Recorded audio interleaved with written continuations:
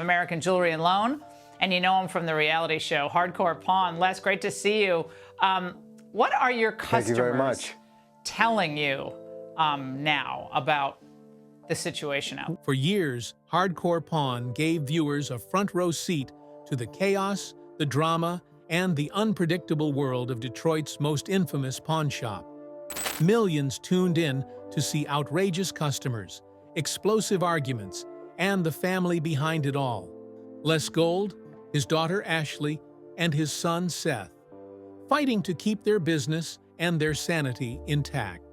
But behind those security cameras and flashing lights was a truth far darker than anyone expected.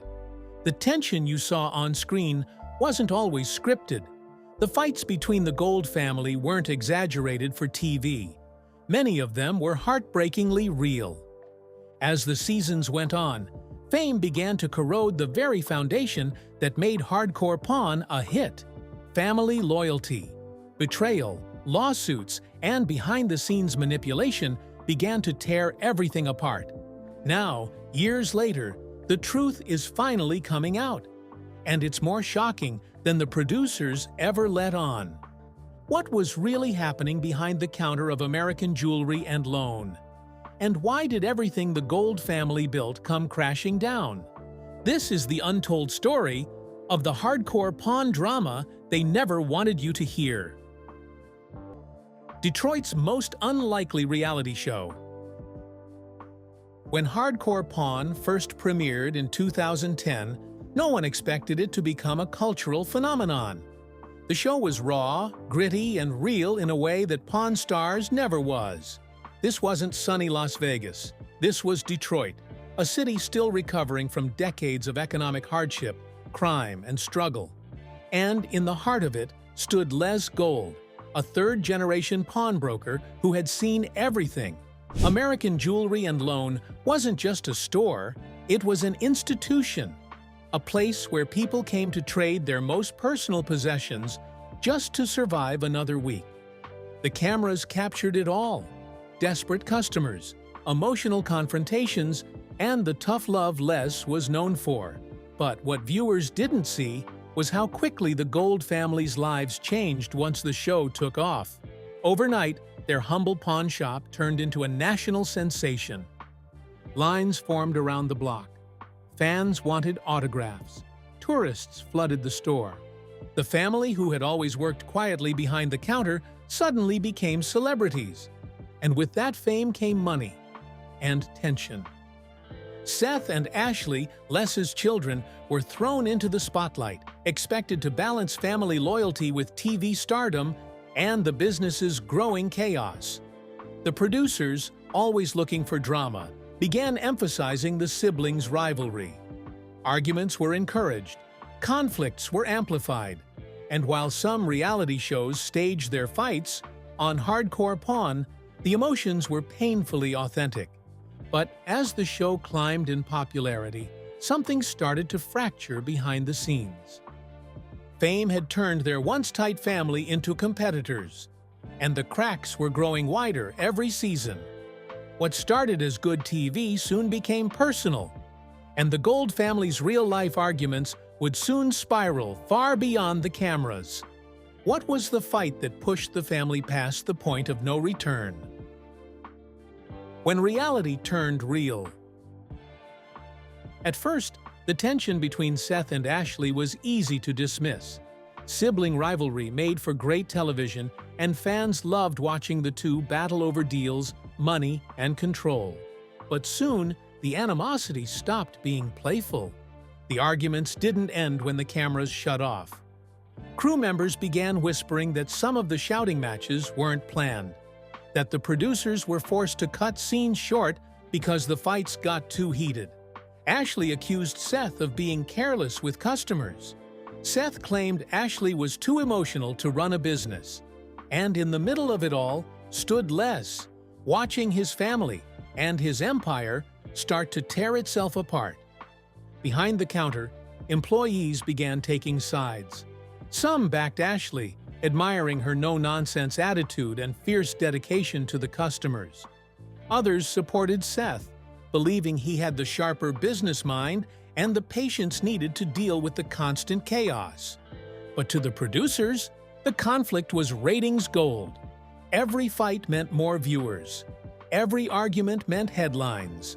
And while the Golds fought for real control, the network quietly tightened its grip on their story. Les tried to keep the peace, but even he couldn't ignore what was happening. His dream, a family-run pawn empire that would outlast him, was slowly turning into a public circus. Behind closed doors, he started questioning whether the fame was worth it. He had built American jewelry and loan with hard work, not Hollywood manipulation. But the show was no longer about business. It was about spectacle. Then, during one explosive episode, Ashley stormed out of the store for real. Cameras rolled as she shouted, "I'm done with this," and left mid-shift. Producers assumed it was just another scene. But this time she didn't come back. Her walkout would mark a turning point, one that would change the show and the family forever. What pushed Ashley to her breaking point? And how did the show twist that moment into one of the most shocking betrayals in reality TV history? Ashley's breaking point. The moment everything changed. Ashley's departure from the shop wasn't just a dramatic scene for television. It was the physical manifestation of years of pressure, resentment, and unresolved wounds rising to the surface. For most fans, it looked like she simply snapped in the heat of the moment. But those who worked closely with her knew the truth. Ashley had been carrying the weight of the entire business on her shoulders long before the cameras ever arrived. She had grown up in that store.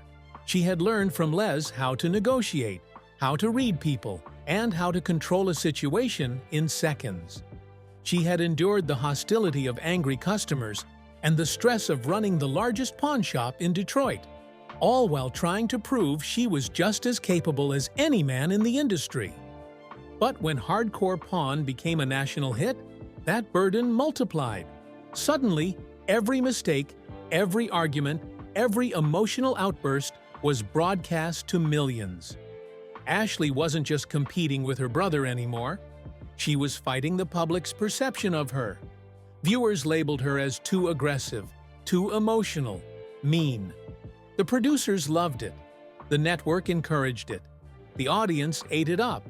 But behind the scenes, Ashley was exhausted. Hours were long. Pressure was relentless. The rivalry with Seth had reached a point where even their father could no longer mediate the tension without making things worse. When she walked out that day, it was because she felt cornered by the cameras, by her family, by the responsibility she never asked for. It wasn't a stunt. It wasn't a storyline. It was a woman who reached her breaking point under the harshest spotlight reality TV could offer. Her absence sent shockwaves through the production. Les feared he was losing more than just a business partner. He feared he was losing his daughter. The crew scrambled to figure out what would happen next. Seth, visibly shaken, tried to continue filming, but even he knew things had gone too far. Ashley didn't return for weeks, and when she did, everything felt different. The trust between her and Seth had fractured beyond repair. She felt exploited by the network, misunderstood by the public, and pressured from all directions. And yet, the most shocking part of this chapter wasn't her breakdown. It was what the network did afterward. They saw the drama as a gold mine. They pushed for more conflict. They guided conversations to provoke eruptions. They wanted volatility, not healing. And Ashley began to realize something terrifying. Her pain was their product. Would she fight back? Or would she walk away from the show for good, even if it meant ripping her family's business apart at the seams? The truth about Seth: villain or victim? While viewers often labeled Ashley as the explosive one, Seth was dealing with his own private battle, one that eventually fueled many of the on-screen fights. When Hardcore Pawn launched, Seth was thrust into a role he had never fully prepared for: the future of the Gold Empire. Les hoped his son would inherit the business and carry on the family legacy. But the pressure that came with that expectation was enormous. Unlike Ashley, Seth wasn't comfortable being the emotional center of the show. He preferred strategy to spectacle. He was sharp, calculated, and determined to modernize the business, even when those changes clashed with Les's old-school methods. The cameras captured him as methodical, sometimes cold, and often dismissive. But behind that exterior was a young man struggling with the weight of an empire on his back. And the rivalry between him and Ashley? It didn't begin with the show. It had been simmering since childhood. Two siblings raised to believe they each were the rightful heir to their father's throne. The show didn't invent their conflict. It poured gasoline on it. Producers quickly realized Seth's calm demeanor made a perfect contrast to Ashley's fiery personality. The more Ashley exploded, the more the audience painted Seth as the rational one, the peacemaker, the professional. But the truth was far more complicated. Off-camera, Seth was dealing with overwhelming stress, the constant feeling that he was losing control of the shop, and the fear that Ashley was more popular with viewers. He saw how the network portrayed her, how fans rallied behind her fierce independence, and how his own persona became a target for criticism. For years, he internalized that pressure until it started manifesting in bursts of frustration that producers eagerly captured. Some employees remember moments where Seth would sit alone in his office, head in his hands, overwhelmed by the chaos swirling around him. Others recall him trying desperately to enforce structure in a business that thrived on unpredictability. Seth wasn't trying to be the villain, he was trying to survive. But as the seasons went on, the tension evolved from a sibling rivalry into something more toxic, a power struggle. The shop's future began to look uncertain. Employees whispered about the growing dysfunction. Les, once the glue that held everything together, began to feel the weight of failure. Seth wasn't the heartless antagonist the show portrayed. He was a man trapped in a system that rewarded drama over stability. And somewhere along the way, he realized the fight he was in wasn't with Ashley. It was with the network, the producers, and even his own father's expectations. But the question remained, would Seth stay and fight for control of the shop? Or would he walk away from the legacy he was raised to inherit?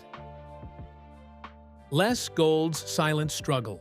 The man who built everything and couldn't hold it together.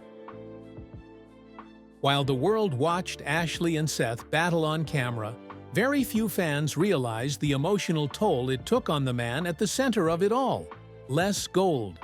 The patriarch, the businessman, the iron-willed negotiator who built American Jewelry and Loan from a cramped pawn counter into a Detroit landmark, was suddenly fighting a war he never prepared for. And this war wasn't with competitors, customers, or even the economy. It was with his own family. For decades, Les carried his dream like a torch. He believed that if he worked hard enough, long enough, and smart enough, he could give his kids a legacy that would outlive him. He never imagined that the very dream meant to unite his family would become what tore them apart. In the early seasons, Les wore the persona of the unshakable leader, the man who could defuse a screaming customer or talk down a violent confrontation without blinking. But behind closed doors, the cracks were forming. He watched his children collide with each other, episode after episode, not as competitors, but as people who no longer trusted each other. And the cameras, instead of helping resolve the conflict, kept making it worse. Some crew members later whispered that Les would often sit silently in his office after filming, staring at the floor, wondering where things had gone wrong. He didn't want to choose between his kids. He didn't want Ashley to feel dismissed, or Seth to feel overshadowed, or the employees to feel caught in the crossfire. Yet every decision he made seemed to inflame someone. Worse, the network began pushing him into a narrative he didn't choose. They wanted him to appear torn, conflicted, emotionally stretched, because it made good TV. The more vulnerable Les became, the more the audience tuned in. But this wasn't entertainment for him. It was his family, his legacy, his livelihood. And when he realized that the show he signed on to saved the business was on the verge of destroying it, something inside him shifted. He stopped sleeping. He stopped defending his decisions. He began questioning whether the shop would even survive once the cameras left. For the first time in his life, the man who could out-negotiate anyone felt powerless. And he wondered, if the show ended tomorrow, would he still have a family left to run the shop? The employees who knew too much. What really happened behind the counters?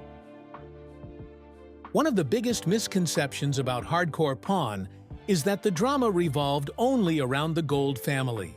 The truth is far darker. While the cameras focused on Ashley, Seth, and Les, employees behind the scenes witnessed the chaos unfold in real time. And many of them hold stories that have never been told publicly.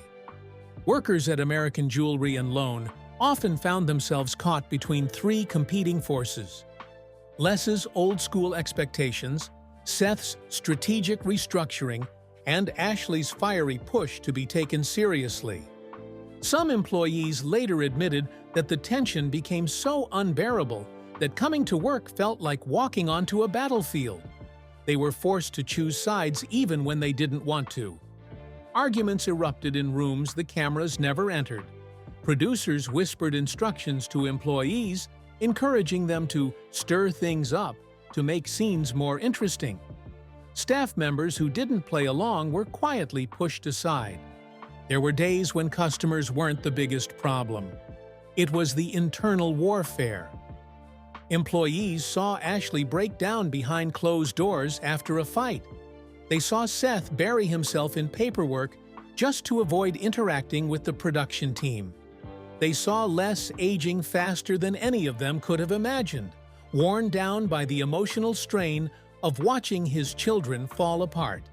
And then came the rumors, whispers that certain producers were poking at old wounds, revisiting past traumas, and intentionally setting up confrontations simply to capture explosive footage. Employees weren't allowed to talk about it. Non-disclosure agreements sealed their silence. But the stress in the building grew heavier each season until it became nearly impossible to breathe. Some staff members eventually left the business altogether. Others stayed because they needed the paycheck, even though the work environment was deteriorating. But nearly every one of them agreed on one thing: what viewers saw on television was only a fraction of the real turmoil happening behind the scenes. In truth, the show didn't just strain the family, it strained everyone around them. And as the internal chaos escalated, the Gold family faced their biggest threat yet, one that had nothing to do with customers, ratings, or rival pawn shops. Because soon, a scandal would erupt that no one saw coming. A scandal that would push Hardcore Pawn to the brink. And expose secrets the Golds tried desperately to keep hidden. The scandal that shook Detroit, when real-life consequences hit hard. For years, Hardcore Pawn thrived on explosive confrontations, unpredictable customers, and the high-stakes chaos that made the Gold family famous. But behind the curtain, the reality show world began colliding with real-world consequences, and it hit harder than anyone expected. The turning point wasn't a single moment, but a buildup of incidents that slowly spiraled out of control. As the popularity of the shop skyrocketed, the crowds outside the iconic 8 Mile location grew larger, rowdier, and far more unpredictable. People didn't just come to pawn their belongings anymore. They came because they wanted to be on TV. They wanted attention. Some wanted to provoke a reaction, and some, frighteningly, wanted trouble. Employees started noticing customers showing up already angry, ready to create drama for their 15 seconds of fame. Others arrived intoxicated, volatile, or carrying personal grudges rooted in the neighborhood's tensions. Security was overwhelmed. Incidents multiplied. And the very moments that producers celebrated as great footage were the same moments that left the staff shaken long after the cameras stopped rolling. Then came the allegations. Accusations that the show was exploiting struggling Detroit residents for entertainment, that producers intentionally sought out vulnerable people who were more likely to react emotionally, that confrontations were encouraged rather than diffused. Whether these claims were fair or exaggerated didn't matter. The narrative took on a life of its own. Suddenly, local media began scrutinizing the Gold family. Critics questioned their ethics. Activists accused the show of misrepresenting the city. And even longtime customers started to wonder whether American Jewelry and Loan was still a pawn shop first, or a TV set masquerading as one. Rumors spread that the Golds were meeting with lawyers, trying to protect the business from lawsuits that threatened to erupt. Staff members whispered that the pressure inside the store became unbearable, with Les constantly juggling legal concerns, Seth fighting negative press, and Ashley feeling like every step she took was being analyzed under a microscope. It was the kind of storm no reality show could spin into entertainment. And as tensions rose, the network began pulling back, unsure whether the show was still an asset or a ticking time bomb. The Golds were left standing in the chaos, wondering what would collapse first: their brand, their business, or their family. But they had no idea that a deeper, more personal crisis was fast approaching. One that would make all the external drama seem small in comparison. The family breakdown. They couldn't hide anymore. The Gold family always insisted that no matter how heated things became, family came first. But as the seasons grew darker, that promise became harder to keep. The cameras, once a tool for growing the business, had become a wedge driving the siblings farther apart. And eventually, the strain couldn't be contained. Off-camera arguments became more intense than those viewers saw on the show. Ashley felt constantly undermined, constantly dismissed, constantly portrayed as the problem. Seth felt exhausted by the pressure of keeping the business afloat and frustrated that every move he made ignited new conflict. Les found himself trapped in the middle, unable to mediate, unable to choose sides, and unable to fix the pain growing between his children. What had started as a TV show was now reshaping their actual relationships. Family dinners were tense. Holidays grew awkward. Long stretches of silence replaced conversations. And in the shop, even the simplest decisions, hiring, pricing, inventory, could escalate into full-blown blowouts simply because everyone was already emotionally raw. Some producers later admitted that they sensed the shift. The fights didn't feel staged anymore. They didn't feel exaggerated. They felt real, too real. The energy on set changed. Even viewers noticed the tone darkening. People no longer tuned in for the items or the pawn deals. They tuned in to watch a family crumble. And behind the scenes, a heartbreaking truth settled in. This wasn't sustainable. Not for the business, not for the show, and certainly not for the Gold family. The shop that began as a symbol of family unity had become the very thing tearing that unity apart. And the network, sensing danger, began considering a decision the Gold family feared most: ending the show. But what none of them realized was that the end of Hardcore Pawn wouldn't be the end of their troubles. In many ways, it would be the beginning of a new chapter of hardship, one filled with consequences that would follow them for years. And the question on everyone's mind was the same: if the cameras stopped rolling, would the Gold family survive what the show had turned them into? Life after fame.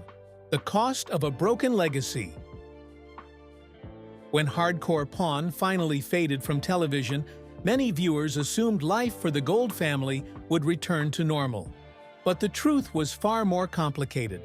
Once the cameras were gone, the family no longer had a producer to blame for tension, no stage scenes to hide behind, and no national spotlight to justify the chaos inside American Jewelry and Loan. What was left was real life and real consequences. The public still saw them as TV characters, not human beings. Every argument inside the store risked becoming a viral moment filmed on someone's phone. Every unhappy customer felt emboldened to escalate situations because they assumed the Golds thrived on conflict. And every employee struggled with the weight of working in a place whose reputation was built on volatility. Outside the shop, the situation grew even more difficult. Business slowed, foot traffic dropped, tourism dried up without the show drawing crowds. Detroit itself had changed dramatically, and American Jewelry and Loan was no longer the booming landmark it once was. Les tried to remain the voice of optimism, but friends noticed how tired he looked. Years of stress had aged him, and the responsibility of holding both the business and the family together weighed heavily on him. Seth attempted to modernize operations, yet the shadow of the show followed him everywhere. People still remembered every argument, every mistake, every on-camera meltdown. Ashley faced similar struggles, and for a long time, she avoided the shop altogether, focusing on her personal life instead of the enterprise that had once defined her. Then came the final quiet blow, the realization that despite all the years of fame, the show had left emotional scars they were still trying to heal. Family therapy was suggested. Some members were willing, others weren't. Old grudges resurfaced. Trust was difficult to rebuild. And in the middle of it all was a business that needed all hands on deck, a nearly impossible expectation when family members could barely sit in the same room without tension rising. It became painfully clear that Hardcore Pawn had given them success, recognition, and financial opportunity. But it had cost them something far more valuable: peace, unity, and the simple, ordinary life they once enjoyed before the world learned their names. And as the reality of this settled in, one question remained. Was the fame worth what it took away from them? That answer would haunt the Gold family long after the cameras stopped rolling. In the end, the story of Hardcore Pawn isn't just about unforgettable confrontations or shocking customer meltdowns. It's the story of a family who built an empire, invited the world inside, and paid a heartbreaking price for the fame they never truly asked for. Les, Seth, and Ashley may continue their journey in different ways, but the past remains etched into their lives. Some wounds have healed, others linger quietly beneath the surface. The Golds didn't just star in a reality show, they lived through one, with all the chaos and fallout that came with it. And while the world remembers the entertainment, the laughter, the fights, and the outrageous moments, what the Gold family remembers is something far more personal, what it cost them behind the scenes. Because when the lights fade, when the crew goes home, and when the world stops watching, you're left with the reality that was there all along. If you want more deep dive scripts like this, or if you'd like a follow-up exploring individual cast members, behind-the-scenes secrets, or the real reason the show ended, just say the word.